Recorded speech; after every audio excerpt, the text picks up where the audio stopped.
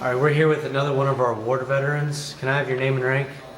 My name is Steve Vargo. I was a corporal. All right. What was your major duty while in the war? My major duty was a 60 millimeter the mortar, 60 millimeter operator. I fed the shells into the mortar. All right.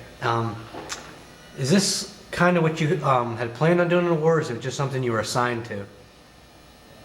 Well, I was mostly assigned to patrol duty because in a mechanized cavalry, most of our duty was patrolling and seeking out the enemy and try to capture a prisoner to get information from them. Okay. What was your feeling or your emotions toward going into the war? Well, I was excited about going. I really didn't have to go because where I worked at the Mackenzie Muffler, we had an important product to make. That was a belly tax, because before they had the belly tax, our bombers were getting shot out of the skies like clay pigeons because they didn't have an escort far enough to take them into Germany. So they come up with the idea of making belly tags, and we start making them in the Mackenzie Muffler Company, where I was a supervisor, and I was a supervisor in producing the belly tags. The company president told me when I get my notice for induction to turn it into them because they wanted to get me deferred. But I didn't feel like wanting to get deferred because I had two brothers and a cousin. So when I got the notice, I kept it to myself. And when I was supposed to report to Akron for a physical, I told Boston, my head manager, that I had an appointment for on a Friday, so I wouldn't be out Friday. Well, actually, I went to Akron and took a physical and passed and was sworn in the same day. And they told us that, they gave us the riot act that now you're in the Army, and if you don't show up, you're going to be classified as deserters, and we'll get you. So then when I come back, I went back to work for a week. They gave me 2 weeks to get my stuff together. So I worked a week, and then on a Friday, I told my boss, well, this is the last day I'm working. He said, what do you mean? I said, I'm in the Army. He said, what do you mean in the Army? You were told to turn your notice in to us to be able to get you deferred. I said, well, I didn't want to get deferred. So he marched me down to the office and to the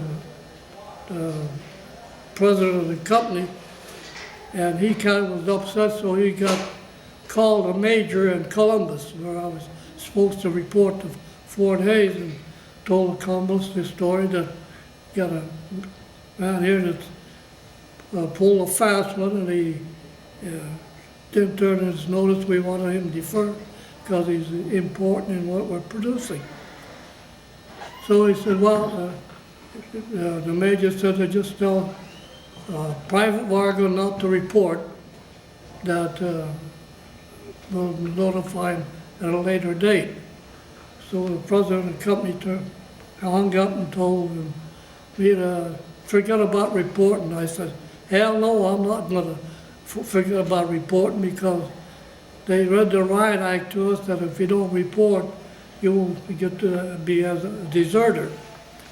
So he called up the major at the, what do you call him, Fort Hays, and put me on the phone with him.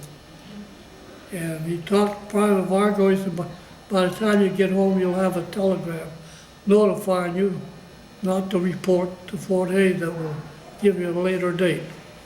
So then I had a 3-month deferment and went in March. Okay, thanks. And looking back on it, were you really happy that you enlisted in the Army? Well, nobody's really happy, but you felt you had a duty to do. And that's what I had myself being, that we had a duty to do. And I really wasn't that worried about getting killed or getting hurt. The only thing I really dreaded in service is being on guard duty alone. And the reason for that is we used to have this Stars and Stripes newspaper, and in a newspaper there was a cartoon showing a GI on guard falling asleep and a German behind him ready to stab him. So that was always stuck to my mind. And when I had to pull guard duty at night, I had a heck of a time keeping awake. I done everything, shaking my head and checking around, but that's the only thing that really bothered me. And then my most scariest moment was when we were locked in a boxcar in Limburg, Germany on Christmas Eve after we were captured. And while we were in a boxcar Christmas Eve, the British were bombing the marshalling yards, and you can look out through the cracks of the boxcar, and everything was just like a fireworks going up. And we was just waiting when the bombs were going to hit us. Luckily, the bombs didn't hit us, but when the morning came and you looked out, most of the railroad tracks were like pretzels, twisted up. And how they managed to get us out of there, because we were supposed to go into that prison, but they hit a section of the prison that we were supposed to go in and kill a lot of prisoners. So they took us to Nuremberg prison camp. So that I was in Nuremberg for roughly around 3 or 4 weeks. Then they moved us to Hammelburg. And I was in Hammelburg for quite a while. And if you want to hear the experience of Hammelburg, the Hammelburg camp was divided in 2 sections. The officers were in one section, and the regular GIs, the other 4, in another section. We had a minister that goes around from barracks to barracks and try to keep the morale up for the soldiers. And he told us that, boys, we're going to have our Easter dinner in our own camp. Well, here around a week before Easter, I was in a prison camp in Hammelburg, which was a stable for the cavalry, the German horse cavalry. And I was on an upper bunk, and up above me was a row of windows. And one early morning, I hear a lot of confusion. I look out the window here, the German armored outfits were moving out. And you could hear rumbling of cannons in the distance. And the word came that Patton is liberating us, that we'll be out of the camp, but for everybody to stay put, not to get too rambunctious. And in the meantime, while we was there, Patton, the real reason he had a spearhead into Hammelburg, he claims that he wanted to liberate about 800 American officers because he had words that Hitler was going to take them up into the Bavarian Alps and hold them as hostages and try to bargain for an unconditional surrender. But the real story was that he wanted to rescue his son-in-law, and he was in that same prison camp.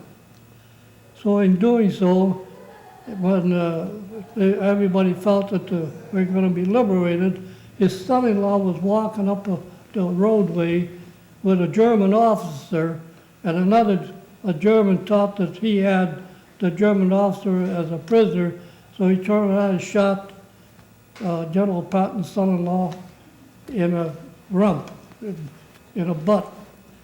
And he landed in the hospital, and a friend of ours, a lieutenant from Youngstown, named Lieutenant Cook, was in that same breakthrough when they broke through and going out of the camp. He was on top of a tank, and the Germans blew out the bridges because it was a small spearhead, and as they was going, the tank was hit with one of these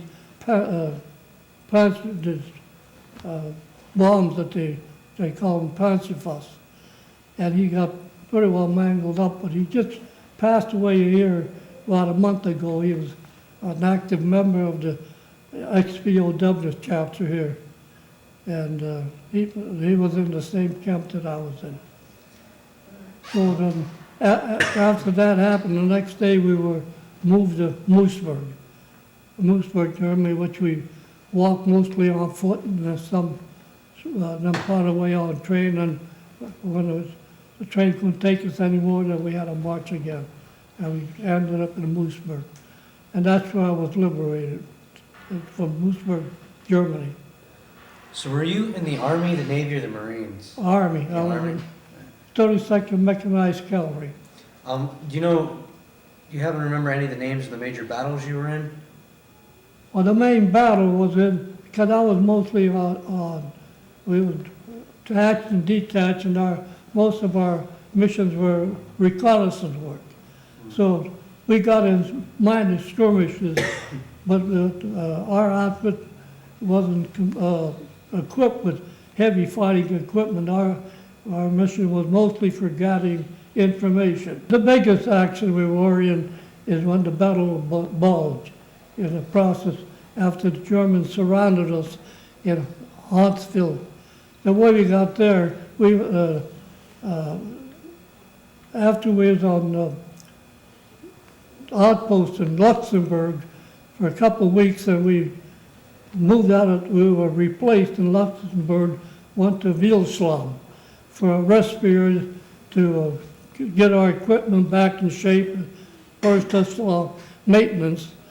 And in the morning of December 16th, about 2 o'clock, we were awakened hurriedly to get our equipment together that we got to go on a hasty road reconnaissance about 40 miles north. So we hurried up and got our equipment together, and as we were going on our mission, all our heavy equipment were moving out and we were moving in. And it wasn't a hasty road reconnaissance, it was a hasty mission to go try to delay the Germans as much as possible while our heavy equipment were moving out. So we was on the go from about 2 o'clock in the morning all till about 10 o'clock at night, when we come into a village called Huntsville. And our company commander, whose name was Lieutenant Reppel, went in and found out that it was a rest camp for the 99th Division, Huntsville. So the captain told him that all the buildings are taken by his troop, that we'd have to sleep out in our vehicle. Cold as all heck. And our company commander said, like hell, they're going to sleep out there. He said, these guys are going to be bunked in buildings. So he got a hold of a higher officer and told him the story, and the captain got orders to remove his men out of the buildings to make room for us, because we was only going to stay there overnight and the next morning go on our mission. So I was laying in the barn with my sergeant and a couple other guys, and a guy that was on radio duty come in about 4 o'clock in the morning, 4:30, and shook the sergeant and told him to get the men out, let's get the heck out of here, the Jerry's are coming. Well, he said, how the heck do you know the Germans are coming? He said, I hear them. He said, what do you mean you hear them?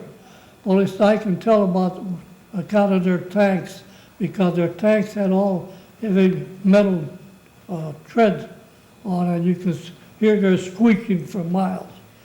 So the sergeant told him, no, he said, the lieutenant told him earlier in the evening before, he bedded down that the 99th was going to have a tank group going out that it was supposed to be a small tank outfit that broke through the line, that they're gonna have them rounded up in the morning.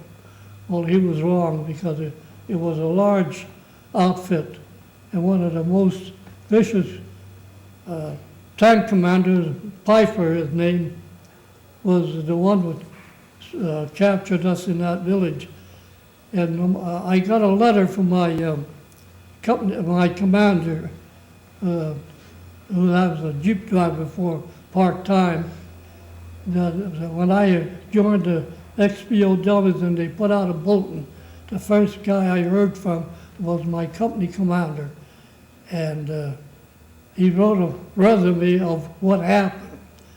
And when he told, in that resume, he said that when they gathered all the officers that they captured and they were marching down the road, he had an officer that understood German, and this Piper told the guards to take them, march them out to a field and shoot them all, because they didn't want to take any prisoners, because prisoners would hold up their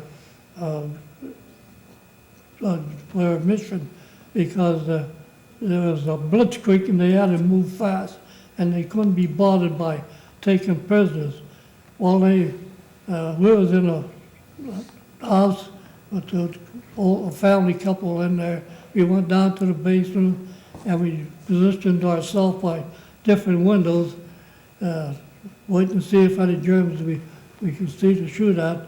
But in the meantime, an officer, American officer with a German officer, came and told us to dismantle our weapons, that nothing we can do was surrender, that we have to surrender. So the 7 of us who was in that house, they marched us down the road the same way we came, and we marched us to a point where there was 3 German tanks on a road, and the truck pulled off into the woods, tailgate down with the machine gun, pointing at us, told us to lay down in a gutter. Then a German officer with a black uniform come up the road, and he yelled out, "Anybody sprechen Sie Deutsch?" Want to know if anybody can speak German. He wanted to know where our American artillery was posted at. So a corporal got up and he knew how to speak German. He said that we don't know anything because we just got here late at night. I've been on the road all day.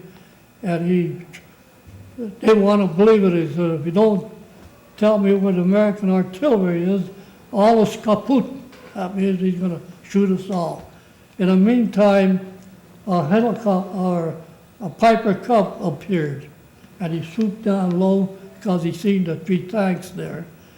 And the German officer knew right away that he might be an observer for artillery, so he ran back down the road to his headquarters. And we laid in the gutter for about a half hour because they had the machine gun straight on, we were supposed to be wiped out. But God bless that Piper Cub for showing up, because he saved our life, because this officer ran down thinking that the artillery was going to start coming. So we laid about a half hour, and then the guards, they were just regular Wehrmacht soldiers. They marched us back into the village and stood in the village overnight. And the next morning, they marched us for all day long, and at night we spent our night in a huge pillbox. And that was a miserable night because before we went into the pillbox, what heavy outfit you had, the Germans took it off of us. I had a good heavy overcoat, and they took that. I ended up with just a small jacket. And so the rest of it was complete marching and sometimes in boxcars till we reached, like I said, Limburg, Germany. That was the first place they was going to put us. But being that they bombed Limburg, Germany, Christmas Eve, they had to move us out of there and take us up to Nuremberg. At Nuremberg, I spent about 3 or 4 weeks, and then they moved us to Hammelburg. From Hammelburg to Moosburg, and that's where I was liberated. And while I was in Moosburg and liberated, I held up pretty good through all my time in the prison. But when after we got out of the prison area, they moved us out to a field waiting for airplanes to pick us up. I come down very sick with yellow jaundice. They took me back to the field hospital, and I was there for a couple of days, and they flew me to Reims, to a hospital. I was in Reims for about a week. While I was there, a couple of days after I felt good, I decided to walk up to the village. And when I was walking up the road in the opposite direction, a GI was coming down with a limp with a cane. So I said, by golly, he looks familiar. So I crossed over and behold, it was Bobby Bonecock. And we hugged each other, and he made a about face, and he come on back up, he says, to my, where I'm building it. I'm building in a room behind the theater. And went back there, and the first thing he did, he poured me out a glass of Calvados. Then after we had that drink, he introduced me to some of his friends, and he took me other places. And after going, making the rounds with him, I don't know what happened, because all I remembered was I was in bed at the Reims Hospital, laying across the bed, my clothes on, and the nurse shaking me to get up. That was some experience. So from there, they flew me to Paris. And I was going up the second floor, down the hallway. There was a doorway opened about 8 inches, and I looked at the desk, and there's an MP there. I said, my God, he looks familiar. So I made a about face and went into the room. Here it was Butch Neal, and we called him Butch Neal, a Hubbard boy. I think he played in the band with Charlie James in Hubbard here. And then when it was glad to see me, we hugged each other. He said, when you drop your barracks off in your room, go down to the intersection, there's a GI or MP that is directing traffic. So I went down there, and when he wasn't facing me, I tapped him on the back. And I said, buddy, can you tell me where I can go find this certain place? He turned around. Here was Lunch DeSantis, one of my co-workers at the POW Steel, who has many brothers and sisters here in Hubbard. And boy, I said, that was my happiest moment, running into 3 Hubbard boys. And that's it. During like your roughest times during the war, like when you were in prison camp stuff, what really was in you that was just helped keep you going on? Were you just hoping to get home? We would, like me, when I was in prison camp, we would go on work details. When I was in Nuremberg, we had to march about 7 miles from where the prison camp was to dig graves, because there was piles of caskets with German civilians. So digging this grave, that ground was frozen. You go down there because it's so long. And you're picking away there, and we're all close together with picks picking away. And one guy, when he was picking, his pick ricocheted, he hit me in the ankle more than I seen stars. So then when we marched back, so they kept us busy, and all you could think of is cussing the heck out of them. So then when they moved us out of Nuremberg to Moosburg, then we went on detail there. And I was going on detail with a Polish guy, 2 of us, at a Nazi headquarters that were Nazi officers that were in the Eastern Front fighting the Russians, and they were pretty well crippled up. And there's one officer that treated us pretty good. But all he wanted from us, soap. So he said, if you got any soap from your Red Cross box, I'd like to have it for my girlfriend. So we did. The guy gave half of mine, and the guy was what gave him. So he seen to it that they had Polish women working for them in their headquarters, cooking meals and all that. So he had this Polish woman to put food for us in a certain garbage can. So this Polish woman would do that. So this officer, a bomb happened to hit on top of a area shelter that they had underground, and what it done, the area shelter was built with cement slabs. They were about 8 inches thick and about a foot wide and about 8 foot long.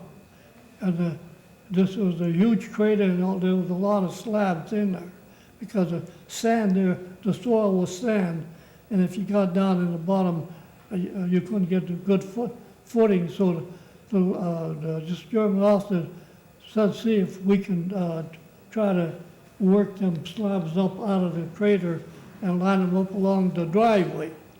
In the meantime, on the other side of a wooden fence was about 7 German stockade guys that they were on the stockade.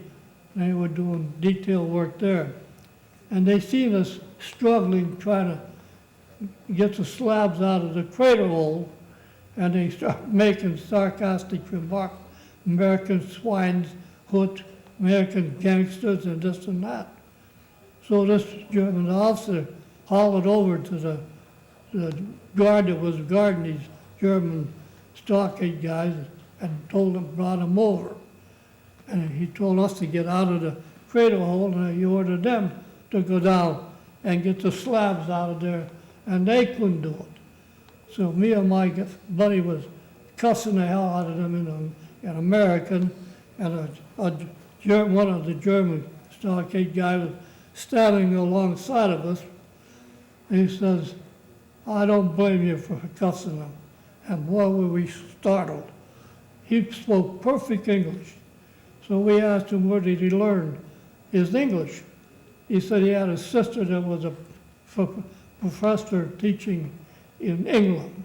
So he learned how to talk good English from them. So that's one of the comical experiences we had. So you had to watch what you said because you never know who knows what. All right. Well, I want to thank you for. How old are you? Believe it or not, I was 30. With my family and grandchildren celebrated my 91st birthday. Wow. 91. All right. Well, again, we want to thank you for coming to interview to help us. And all my children graduated from here. Stephen Vargo was the only one chosen back in the 70s as the All-Skill Valley. And Ronnie Vargo, he went to Adrian College also, with Coach Beckman had him go there. And Donnie, he played, but he went to Kent. My daughter, Carol Vargo, went to, what do you call the comments for when they have all these students act as different office holders. And Elaine, she graduated from there, went to college for a couple of years at Youngstown, but got a job at Packard, and she stuck with Packard because she felt she was making more money than she would have if she'd have been a school teacher. So that's about it. All right. Well, thanks again for coming and I letting hope us it interview. was, We really appreciate your experience.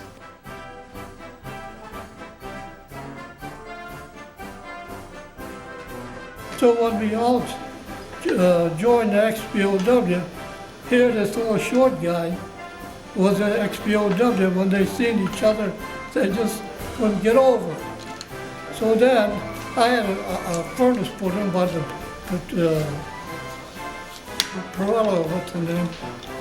And when he seen my license plate, saying I was XPOW, he said, you know, I got an uncle that was XPOW, but he never said anything about it. He lives out around Gisborne someplace. And he says, never. I said, does he belong to a chapter of some of the XPOW? He said, he don't know. I said, tell him to join him because there's a lot of fringe benefits that he's missing out on. So I said, what's his name? He said, Steve Chomo. I bust out laughing because he's one of our most interesting XPOWs that comes to our meeting, and he has some terrific stories. So when I told him that, he couldn't believe it.